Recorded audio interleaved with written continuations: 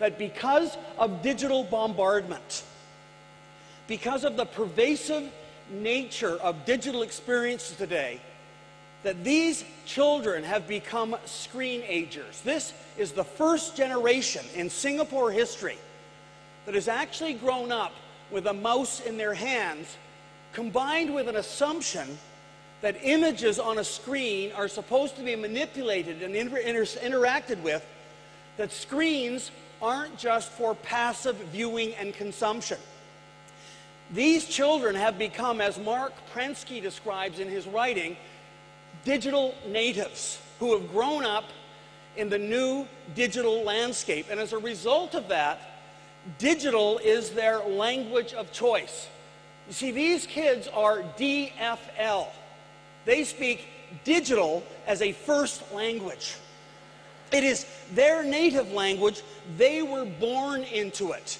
But you see, the problem is that people of our generation and of our parents' generations are not digital natives. We don't speak digital as a first language. Do you understand that we are digital immigrants? We're immigrants because we come from another country. We come from a non-digital world. We come from a time and a place before digital technology, and as a result of that, many of us have old country traditions and assumptions about how the world works. You see, here's the problem. While these children are DFL, we speak DSL. We speak digital as a second language. And this is a very important distinction, and the reason is because absolutely new research is telling us that because of this digital bombardment, because of the new digital landscape, that the brains of the digital generation have been affected, that the brains of the digital generation have changed both physically and chemically, and that as a result of this, that our children are actually neurologically wired differently than we are. And even though we don't yet fully understand the incredibly complex processes involved in thinking and learning, I think it's really important during this presentation here today that we take a closer look at what we do know. And the first thing, as educators, you need to understand is that when we are born, we come into the world with about 50% of our brain wiring in place to handle the initial critical functions. And the other 50% of the wiring takes place after birth. And it's really important for me to tell you this because for the longest time, conventional thinking has been that by the age of 3, that the brain had become stable. That from that point forward, it didn't really change. That by the age of 3, we then had a fixed number of brain cells, which then started to die off one by one with no appreciable new cell growth. And a result of that is that there was a long-standing assumption that by the age of 3, we all had fixed memory, we all had fixed mental processing power, we all had fixed intelligence, that basically you were stuck with what you were born with. And by the way, this was believed to be the case for all brains, regardless of race, regardless of culture, regardless of experience, that we all used the same. Here they are right here, neural pathways or electronic circuitry. Let's take a closer look at them here, to process, to store, and use information. However, in the past few years, almost all of those beliefs have been shown to be completely wrong. They've been able to use new scanning technologies that have been able to demonstrate that, on the contrary to our long-standing assumptions, that the brain is actually highly adaptive, it's highly malleable, and that our brains are constantly reorganizing themselves structurally throughout life based on 2 different factors. The first one is input and experience, and the second one is the intensity and the duration of those experiences. Now, this is very, very important, because what this means is that you actually can change memory capacity. You can change processing power. You can change neural circuitry. And here's the big one. As a result of that the intelligence you're born with isn't fixed.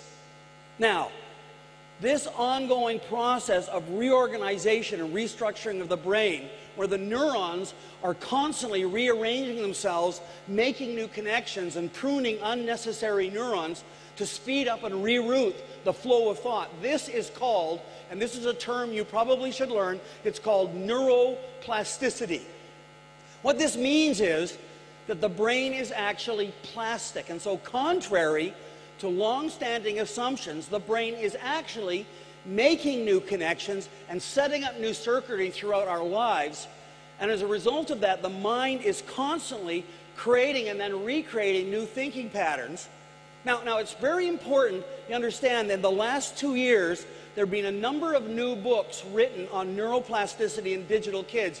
And in the handout you'll be able to download from the MOE or from my website, I've included the number, but in particular, if I was king for a day, I would recommend that everyone in this room read a book by Stephen Johnson called Everything Bad is Good for You. In this book, Johnson argues that the plots of today's video games, movies, television are challenging young viewers to think like grown-ups, to follow intricate narratives, and to analyze complex social networks. And as a result of this, what Johnson suggests is that these students of ours have become very sophisticated thinkers who, amongst other things, have learned to take risks without being reckless, or have learned to deal with failure, are confident, are motivated, and expect a lot of themselves in areas that they care about. As Johnson points out, though, the problem here is that while they are developing sophisticated and valuable thinking skills, these are skills that are not generally measured by the current school system or the test system that we use. Now, there's another related book by a fellow by the name of Daniel Pink. It's called A Whole New Mind. And Pink says that we have been raised, that today we live in a linear, logical, left to right, top to bottom, beginning to end, left brain society. This left brain society is and has long been the mindset behind education. Pink says that the role of the right side of the brain, which predominantly handles things like pattern analysis, big picture thinking, intuition, and the like, has long been undervalued, long been underappreciated, long been misunderstood in our predominantly left brain society. But what Pink says is, do you understand that almost anything that involves predominantly left brain thinking is either going to be automated, it's going to be turned into software or hardware, or it's going to be outsourced? And as a result of that, if our children are going to survive, let alone thrive, in the culture of the 21st century, if our kids are not just going to be prepared for if they're going to be prepared for their future, not our past, that we as educators need to help them learn how to use both hemispheres effectively to be able to use a whole new mind.